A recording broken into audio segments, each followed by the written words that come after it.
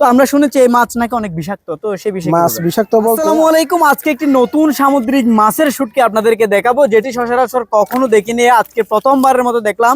এই মাছটি মূলত শুটকি করা হয়। তো এটি কাঁচা থাকতে আমরা দেখেছি কক্সবাজারের মৎস্যবতন কেন্দ্র ফিশারি ঘাটে। আজকে সেই মাছটি শুটকি হিসেবে দেখতেছি। এই মাছটি শুনেছি অনেক বিষাক্ত, তো আপনারা দেখছেন এই মাছটির নাম হচ্ছে পুটকা।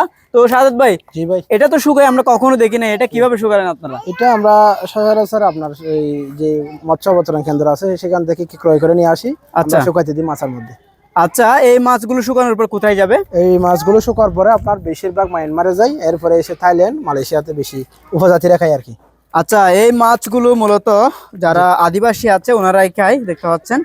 এই মাছের ডিমগুলো বিষাক্ত হয়ে থাকে। তো আমরা শুনেছি এই মাছ নাকি অনেক বিষাক্ত, তো সেই বিষয়ে কি মাছ বলবেন? বিষাক্ত বলতে আপনার যেটা কাঁটা যুক্ত আছে, লম্বা কাঁটা, এটা বিষাক্ত।